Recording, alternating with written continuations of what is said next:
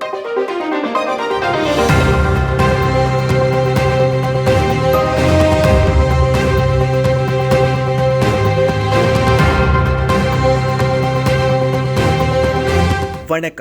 தலைப்புச் செய்திகள்.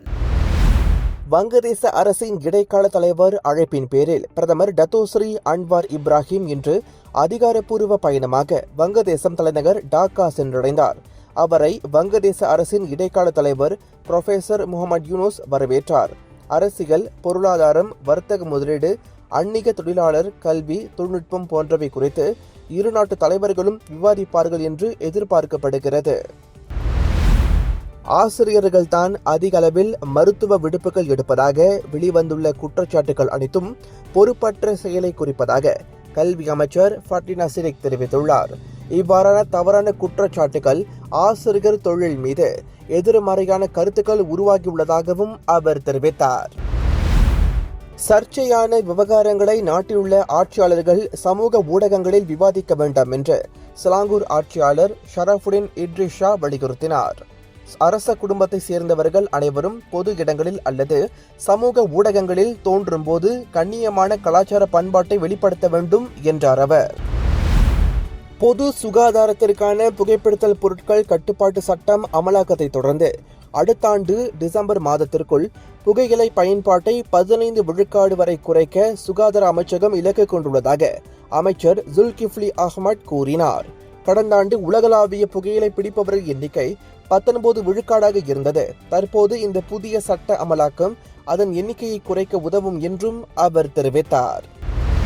தமிழக முதலமைச்சர் மு.க.ஸ்டாலின் திரையுலகில் சிறந்து விளங்கிடும் வாழ்நாள் சாதனையாளர்களை போற்றி பாராட்டும் வகையில் தமிழ்நாடு அரசின் சார்பில் 2023 ஆண்டிற்கான கலைஞர் நினைவு கலைத்துறை வித்தகர் விருதுகளை கவிஞர் முகமது மேத்தா, பின்னணி பாடகி பி. சுசிலா அவர்களுக்கும் வழங்கி சிறப்பித்தார்.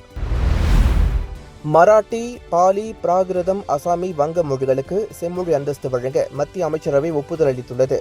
பிரதமர் நரேந்திர மோடி தலைமையில் நடைபெற்ற மத்திய அமைச்சரவை கூட்டத்தில் இதற்கான முடிவு எட்டப்பட்டது. இந்த நடவடிக்கையால் ஏற்கனவே செம்மொழியாக அங்கீகரிக்கப்பட்ட தமிழ், சமஸ்கிருதம், தெலுங்கு, கன்னடம், மலையாளம், ஒரியா ஆகிய மொழிகளுடன் சேர்த்து தற்போது இந்திய மொழிகளில் செம்மொழியாக அங்கீகாரம் பெற்ற மொழிகளின் எண்ணிக்கை 11 எட்டியுள்ளது. அரசுமுறை பயணமாக இந்திய வெளியுறவு அமைச்சர் ஜெய்சங்கர் இன்று இலங்கை செல்கிறார். கொழும்புவில் இலங்கை அதிபர் அனுருகுமார் திசநாயக்க, பிரதமர் ஹரிணி அமரசூரிய ஆகியோரை மரியாதை நிமித்தமாக சந்திப்பார் என்று அறிவிக்கப்பட்டுள்ளது. தமிழ், முஸ்லிம் கட்சிகள் உள்ளிட்ட எதிர்க்கட்சிகளுடனும் சிவில் சமூகத்தினரும் இந்திய வெளியுறவு அமைச்சர் ஜெய்சங்கர் பேச்சு நடத்தவுள்ளார்.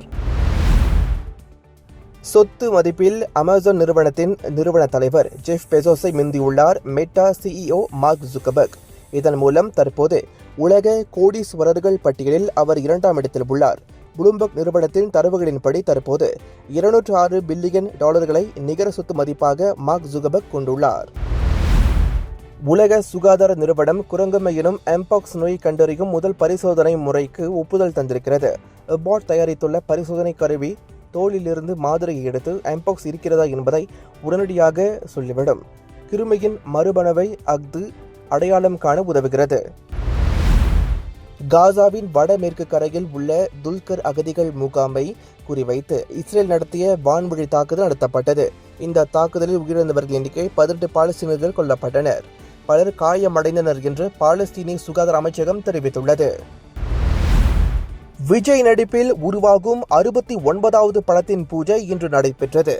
விஜய் நடிப்பில் உருவாகும் 69வது படத்தினை வினோத் இயக்குகிறார்.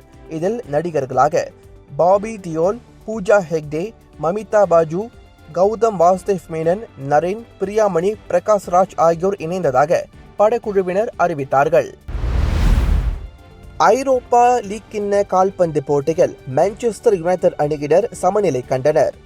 டிராகாஃப் அரங்கில் நடைபெற்ற ஆட்டத்தில் மான்செஸ்டர் யுனைடெட் அணியினர் போர்ட்டோ அணியை சந்தித்து விளையாடினர். விறுவிறுப்பாக நடைபெற்ற இந்த ஆட்டத்தில் மான்செஸ்டர் யுனைடெட் அணியினர் 3-3 என்ற கோல் கணக்கில் போர்ட்டோ அணியுடன் சமநிலை கண்டனர். இது போன்ற மேலும் பல செய்திகளுக்கு நம்பிக்கையோடு தொடர்ந்து இணைந்திருங்கள். வணக்கம்.